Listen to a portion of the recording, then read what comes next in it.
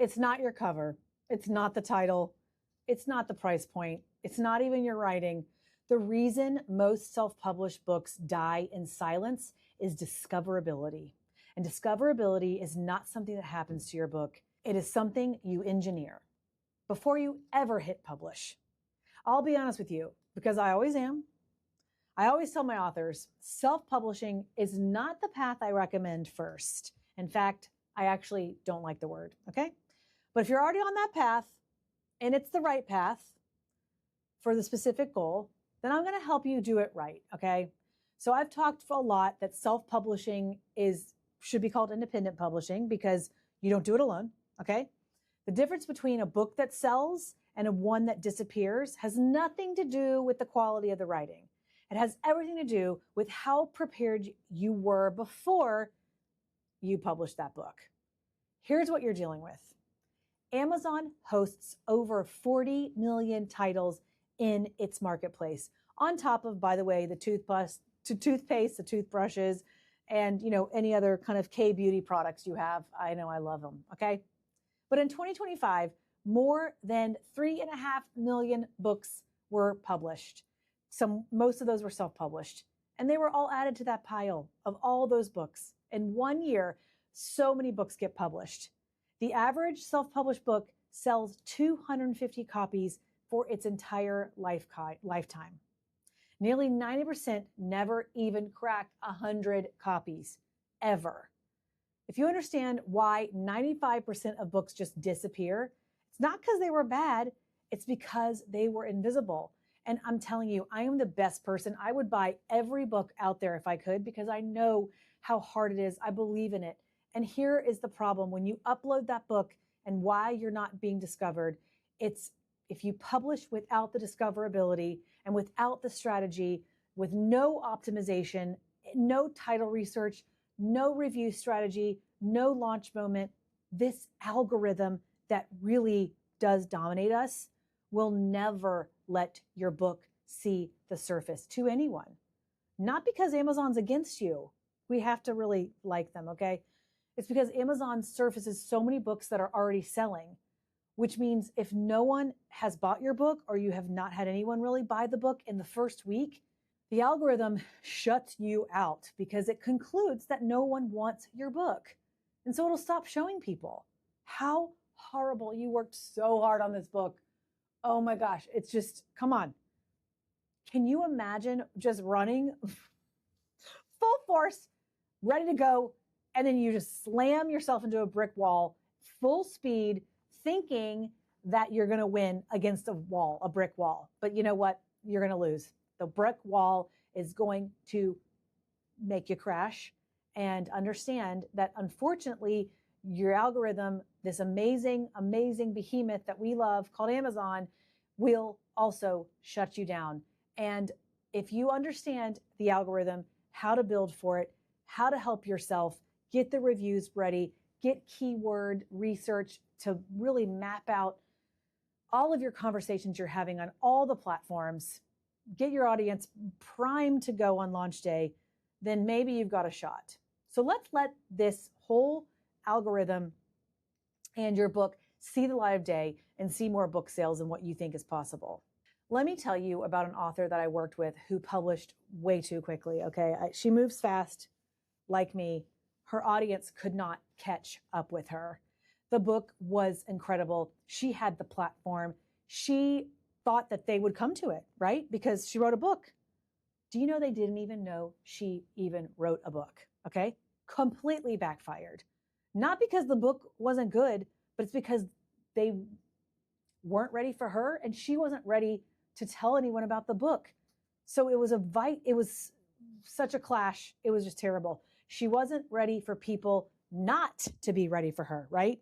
Because she thought they would come, but she assumed she couldn't prepare for the fact that they wouldn't be ready for her. If you're moving towards a launch right now, just slow down. I beg you, slow down just a little. Not to a complete halt, but make sure that the crowd is assembled.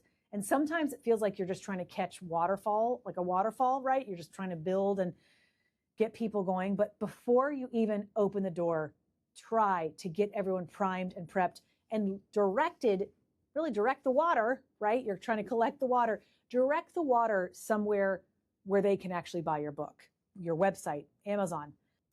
So I have an author who worked on her book.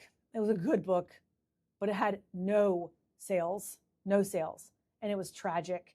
And it was really hard to get her back up because she just assumed that the book, again, that the audience would come to her. And it was really hard because it took her probably a year to come back to me and say, okay, what did I do wrong? Let's come back. But she came back. And now, again, 3 years later, she is bringing them in and collecting that data and getting the readers to buy her book. And it's exciting. The book's on sale, the book's moving, and the readers are loving it. And that's what you want.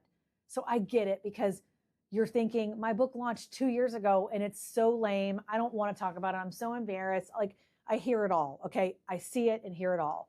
I even have an author who tried to do the keyword research and picked all the right categories. It was a business book, and thought, okay, well, I'm going to pick these 3 categories, and had the website, did the social media. Why isn't it working? Why? What's happening? And I get it, because these keywords and categories get you found, right? The website gets you visible, but how do you get them to actually purchase?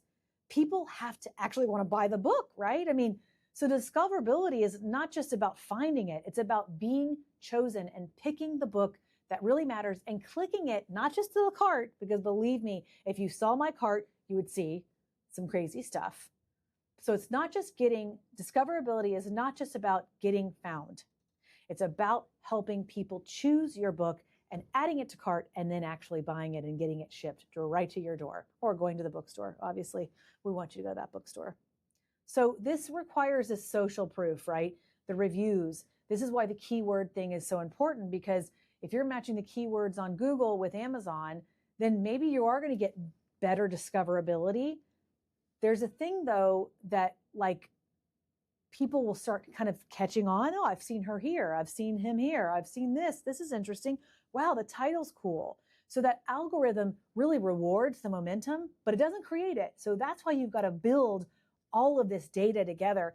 And is it exhaustive? Yes, it is. It's very exhausting, but I know you can do it. So keep going, keep persevering, and making sure you see the SEOs and the different keywords and all of that, because you have to create the momentum yourself. And the authors who sell are the authors who arrive at a launch with a crowd already assembled, okay? Not the ones who publish and hope that the crowd's going to show up. So let me give you some framework here that will help you understand how to make this book a successful launch, and how to help you help yourself and not get overwhelmed by so many discoverability options, actually get you found and purchased. Here's the framework. The first piece is, I call them the usual suspects. So when you are self-publishing and you go on and you want to make sure that you have this discoverability on Amazon, what you want to make sure is that you have 3 very simple things created. And I call them the usual suspects.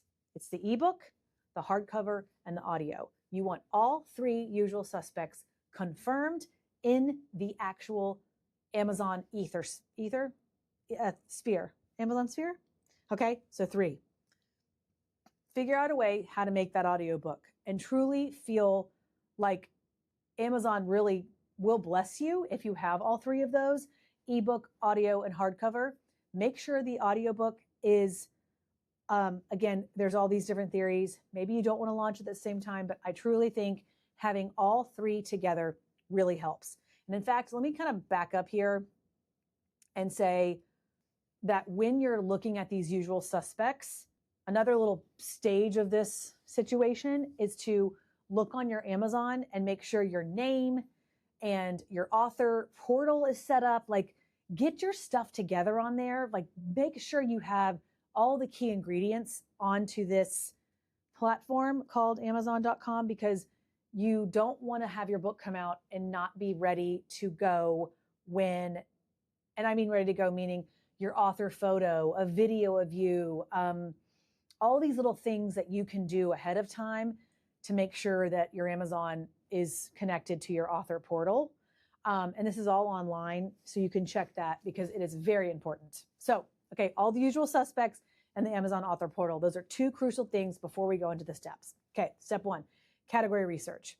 Do your category research before you finalize the title. So this means there's a couple things called Rocket Tool. There's a few subcategory like BISAC code situations. You want to find some subcategories that are specific to your book. So if it's a business book, don't just make it like general business. Like imagine general business could be, like a business biography, or even, maybe about Thomas Jefferson inventing something. Like it can be very like wide ranging. So if your book is a certain genre, make sure you have certain specific subcategories and keywords in those categories that will help you be searchable.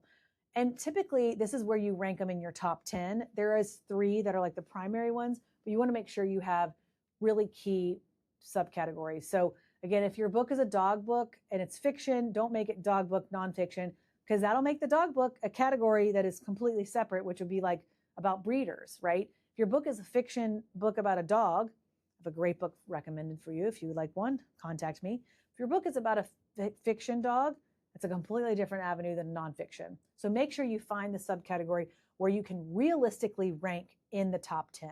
Being a bestseller in narrow categories is a real thing. It can be really fun to see your book as a bestseller, and it builds that credibility. So whatever keyword you choose, use them everywhere. Don't try to like specify here for one search engine and then this one for a different one. Use them everywhere the same. KDP, Google, social media, consistently, frequently, use them everywhere. It will certainly help you.